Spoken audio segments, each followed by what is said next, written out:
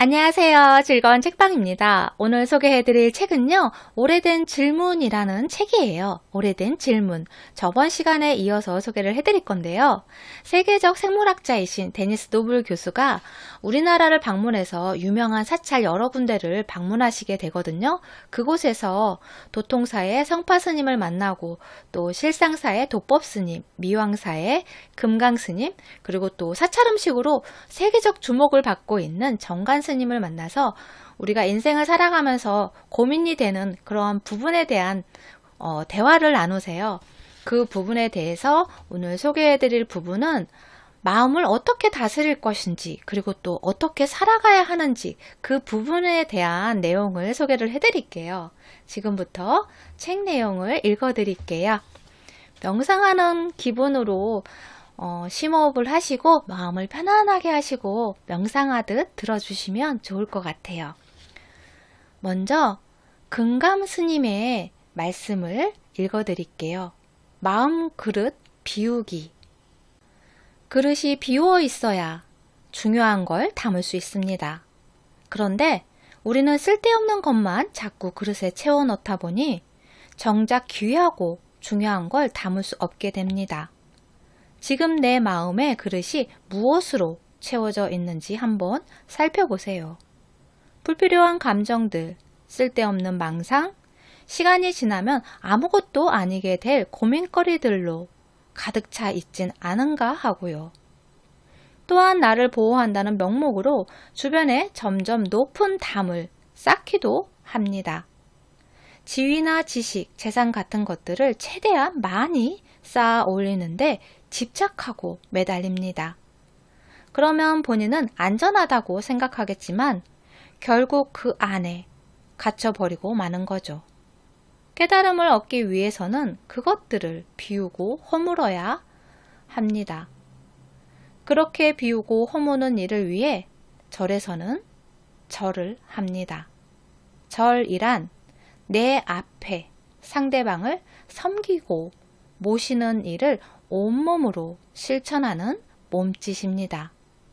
불교에서 하는 큰 절을 오체투지라고 하는데 내 이마와 두 팔꿈치, 양 무릎 이렇게 5부분을 모두 땅에 닿게 하는 인사법입니다. 이마는 내 몸의 가장 높은 곳이잖아요. 이마를 땅에 대면 자연히 나 자신을 낮추고 상대를 높이게 되죠. 나를 낮추고 낮추다 보면 점점 내가 사라져서 완전히 없어질 때가 오는데 그것이 바로 무아입니다. 그렇게 됐을 때 비로소 나의 마음은 세상의 모든 것을 담을 수 있는 커다란 빈 그릇이 됩니다. 그대 없는 나는 존재하지 않습니다. 그대에 의지하여 내가 존재합니다. 나를 존재하게 하는 그대는 무한히 높은 자요, 귀한 자요, 고마운 자입니다. 그대 앞에서 나는 무한히 낮은 자입니다. 끊임없이 나를 낮추고 비우고 나누어야 하는 자입니다. 낮은 자, 비우는 자, 나누는 자의 몸짓이 엎드려 절하는 것입니다. 절이란 주체적으로 낮은 자, 비우는 자, 나누는 자의 삶을 실천하는 행위입니다. 그리고 다음에 소개해드릴 부분은 데니스 노블 교수의 부작용 없는 치료약, 명상이라는 부분이에요. 이분이 명상을 하게 된 것이 부인이 우울증을 앓고 있어서 우울증 처방약을 드셨대요. 그런데 그게 부작용이 생겨서 아주 오랜 시간 동안 고생을 하셨어요. 병상에 계셨어요. 그 시간 동안 버티게 해준 것이 바로 명상이라고 해요. 그래서 명상에 도움을 많이 받아서 지금도 수시로 명상하는 시간을 갖는다고 해요. 그 부분에 대한 내용을 읽어드릴게요. 아내의 긴 투병 생활을 함께 하면서 저는 중요한 것을 깨닫게 됐습니다. 오랫동안 다른 사람을 돌보려면 먼저 스스로를 돌봐야 한다는 사실입니다. 내가 보호자이고 병간호를 해야 하는 사람이니까요. 아내를 돕고 나 자신을 돕기 위해 저는 오랜 투병 기간에 필연적으로 따르는 절망감을 극복해낼 방법을 반드시 찾아야 했습니다. 그것은 저의 인생에서 가장 절실한 과제였어요. 그리고 결국은 찾아냈습니다. 그 모든 걸 진정시키는 기술을 발견한 겁니다. 그것이 바로 불교의 명상법이었습니다. 옥스퍼드 대학교에 계시던 태국 스님과 매일 한두 시간씩 명상하는 것만으로 제 마음이, 삶이 크게 달라질 수 있었어요. 명상은 혼란스러운 마음을 가라앉히고 걱정과 우울을 떨치게 도와주었습니다. 특히 가슴속에서 충동적으로 일어나는 분노를 조절하고 가라앉힐 수 있게 됐습니다. 명상의 효과는 결코 신비한 게 아닙니다. 고통이 사라지는 게 아니라 더는 그 감정에 휩쓸리지 않는 마음의 상태를 만들어주는 것입니다. 아마도 고통 자체는 변하지 않았을 겁니다. 유일하게 변한 것은 고통에 대한 나의 인식이죠. 만약 명상을 만나지 못했다면 저는 10여 년 넘게 이어진 아내의 긴 투병 기간을 정신적으로 견뎌내지 못했을 겁니다. 그래서 모두에게 진심을 다해 말할 수 있습니다. 누구든 그때의 저처럼 인생의 벼랑 끝에 매달린 듯한 혹독한 시련을 맞을 수 있으니까요. 지금 당신이 스스로 감당해내기 어려운 상황에 닥쳤다면, 혹은 당신에게 어떤 정신적인 치유가 필요하다면 명상은 굉장히 현실적인 도움이 될 수 있습니다. 네. 다음으로 읽어드릴 부분은 금강 스님의 몸을 정화하는 호흡법이라는 부분이에요. 그 부분을 읽어드릴게요. 대부분의 사람이 처한 삶의 문제들은 매우 복잡하게 얽혀 있습니다. 지금 당장 해야 할 일들이 잔뜩 있고 머릿속에는 번잡한 고민들이 두텁게 쌓여 있죠. 집이라고 해서 다 편한 게 아니라 가족을 봐도 괜히 속이 답답하고 부글부글 끓어오르기도 해요. 속으로는 원수 같은데 또 밥은 해주어야 하고요. 현재를 과거와 비교하고 나와 타인을 비교하며 힘들어하기도 합니다. 나의 눈과 귀와 손은 각각 다른 곳을 향해 쉴 틈 없이 움직이죠. 그런 분들은 잠시 마음의 고요를 찾을 필요가 있습니다. 일상을 떠나 낯선 곳에 머무르는 거죠. 깊고 맑은 산사에 템플스테이를 하면 좋겠지만 여의치 않다면 흙을 밟을 수 있는 숲길을 찾아서 걷는 일부터 시작하는 것도 좋습니다. 그런 과정을 통해 자기 몸속에 있는 독소를 배출하고 마음에 돌처럼 얹혀있던 부분을 풀어야 합니다. 숲길을 걸을 때는 장호흡을 하며 걷습니다. 코로 숨을 아랫배 깊숙이 들여 마셨다가 내쉴 때는 입으로 천천히 내쉽니다. 들이마시는 호흡보다 내쉬는 호흡을 2배로 길게 하는 것을 장호흡이라고 합니다. 호흡법에는 여러 가지가 있는데 장호흡은 나를 정화시켜주는 호흡법이에요. 오랜 시간 할 필요는 없습니다. 번뇌와 망상이 있을 때, 거친 감정이 막 생겨날 때 천천히 걷거나 잠시 멈춰서서 살짝 아래쪽을 내려다본 채로 호흡합니다. 들이쉴 때는 아주 맑은 공기와 청량한 기운을 몸속 깊숙이 빨아들이고, 내쉴 때는 몸속의 탁한 기운들, 내 몸을 망가뜨리는 음식물이나 내 마음을 더럽히는 화나 스트레스, 불만 같은 불순물을 내뱉는 겁니다. 몸속에 쌓아둔 악취와 감정의 찌꺼기들을 밖으로 완전히 배출해야 합니다.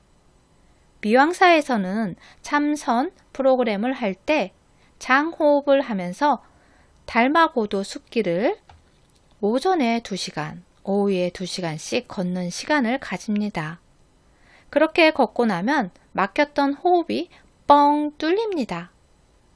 호흡이 자유로워지니까 허리에 힘도 생기고 집중력도 높아지고 정신 또한 맑아집니다. 그래서 처음 자선을 시작할 때는 먼저 걷기 수행을 하면 좋습니다. 그리고 다음에 읽어드릴 부분은 어떻게 살아야 하는가의 부분에 도법스님이 하신 말씀을 소개해 드릴게요. 주인으로 살 것인가, 노예로 살 것인가, 그 부분을 읽어드릴게요. 자, 지금 손뼉을 친다고 합시다. 손뼉 소리는 두 손바닥이 세게 맞닿는 조건이 갖춰지면 즉각 소리가 납니다. 지금 일어나는 모든 일은 과거의 원인에 따른 결과입니다. 내 삶도 그와 마찬가지로 내가 어떤 조건을 만들었느냐에 따라서 좌우되는 것입니다. 인간이란 자신의 삶을 창조하는 창조주다. 바로 지금 사고하고 말하는, 행동하는 대로 삶은 창조된다. 거짓말을 한다. 그러면 거짓말하는 인생이 된다. 욕설을 한다. 그러면 욕설하는 인생이 된다. 붓다의 가르침은 다음과 같습니다. 다른 사람의 말에 휘둘려 노예로 살지 말고 자신의 인생을 창조하는 주인으로 사는 것이 옳은 길이다. 너의 삶은 내가 마음먹고 행하는 대로 만들어지는 것이다. 그러니까 내 마음대로 해라. 이보다 더 좋은 게 어디 있습니까? 신한테 묻지 않아도 괜찮고 사주팔자 안 따져도 괜찮고 전생에 죄가 있나 없나 하고 시시비비 안 따져도 괜찮고 놀랍지 않습니까? 신의 종으로, 운명의 종으로 살지 않아도 되는 거죠. 즉 본인이 어떻게 하느냐에 따라서 오늘 웃을 수도 울 수도 있는 겁니다. 삶은 내가 마음먹고 행동하는 대로 사라지고 창조될 뿐입니다. 이 같은 관점으로 부처님의 깨달음과 생애를 가장 압축적으로 표현한 말이 있습니다. 천상천하 유아독존 하늘 위와 하늘 아래 나 우뚝 존귀하다. 삼계 계고 아당 안지 온 세상 사람들이 고통에 시달리고 있으니 그들을 평안하게 하는데 마땅히 나의 온 삶을 바치겠다. 천상천하 유아독존을 흔히 자신밖에 모르는 독선적인 태도를 비유할 때 쓰는데 이 말의 진짜 의미는 그런 태도와는 완전히 정반대라고 볼 수 있습니다. 하늘 위와 아래 우뚝 존귀한 나는 붓다 자신을 뜻하는 것이 아니고 모든 개개인을 지칭하는 보통 명사라고 볼 수 있습니다. 너의 구원의 주체, 너의 삶을 창조해가는 주체는 보이지 않는 신이 아니라 너 자신이라고 얘기하는 겁니다. 인간은 스스로를 구원하고 창조하는 대단히 거룩한 존재라는 선언인 것이죠. 내가 내 삶의 주인으로 살 것인가 아니면 누군가의 종으로 살 것인가. 나는 노예로 살 수밖에 없다고 생각하며 산다면 아무리 맛있는 밥을 차려 먹어도 노예로서 밥을 먹는 게 정말 좋을까요? 맛이야 조금 있겠지만 진정한 자유와 평화를 누릴 수 있을까요? 불가능하겠죠. 아무리 심오한 깨달음을 얻거나 신비한 경지에 도달하거나 신적인 능력을 가졌다 하더라도 노예는 노예일 뿐입니다. 반대로 주인으로 산다면 상황이 달라집니다. 본인이 제 발로 원해서 찾아가면 감옥도 감옥일 수가 없어요. 그 예가 되는 분이 한 분 있습니다. 바로 원효대사입니다. 그는 자기 인생의 진정한 주인으로 살았던 사람입니다. 옥살이를 할 일이 생겼을 때도 끌려가지 않고 당당하게 걸어 들어갔습니다. 그래, 가야 할 운명이라면 내 기꺼이 가겠다 하고 흔쾌히 들어갔어요. 그런 사람의 눈빛은 단단하고 몸짓은 여유로워요. 누구든 삶의 주인으로 당당하고 자유롭게 내 삶을 창조해 갈 수 있다는 걸 기억했으면 합니다. 마지막으로 도법스님의 지혜롭게 나이 든다는 것 부분을 읽어드릴게요. 우리는 대개 젊을 때는 살아있다는 게 그 자체로 얼마나 소중한지 잘 모릅니다. 하지만 지혜롭게 나이 들면 산다는 것이 얼마나 소중한지 알게 돼요. 숨 쉴 수 있다는 사실, 볼 수 있다는 사실, 말할 수 있다는 사실, 걸을 수 있다는 사실, 또 먹고 살 수 있다는 사실. 이렇게 매 순간의 일상을 살아갈 수 있다는 사실이 너무나 소중하고 고맙다는 걸 깨닫게 됩니다. 나이가 들수록 더 느끼게 되죠. 이런 사실을 빠르게 알아챌수록 저는 더 빨리 진짜 어른이 되어가는 거라고 생각해요. 잘 늙어가는 길이기도 하고요. 인생이 무엇인지 잘 알아야 지혜롭게 나이 들 수 있습니다. 그래야 괜찮게 살 수 있다는 게 성인들의 기본적인 가르침입니다. 제가 경험해봐도 마찬가지입니다. 사람이 나이 들고 어른이 된다는 것은 결국 자신의 진짜 모습을 알고 삶을 살아가는 능력을 꾸준하게 기르는 것이라고 이야기할 수 있을 겁니다. 매일의 일상이 바로 인간이 소유하고 누릴 수 있는 최고의 신비고 기적이고 불가사의다. 이 사실을 아는 사람은 삶이 어떻겠습니까? 아마 남편은 아내에게, 아내는 남편에게, 부모는 자식에게, 자식은 부모에게, 어른은 젊은이들에게, 젊은이는 어른들에게 서로를 소중하고 고마운 마음으로 대할 수 있겠죠.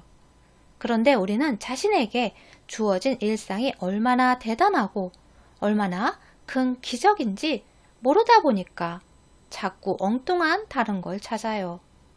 지금은 자본주의 시대니 돈이 억만금 있다고 쳐봅시다. 돈 자체가 우리를 평화롭게 하거나 행복하게 해주지는 않아요. 다만 삶을 평화롭고 행복하게 하는데 일정 부분 기여하죠. 그러나 돈이 많이 쌓였다고 해서 무조건 완벽하게 평화롭고 행복할까요? 절대 그렇지 않습니다. 그런데 우리는 돈이 없으면 아무것도 못한다고 생각한단 말이죠. 권력, 명예 다 마찬가지예요.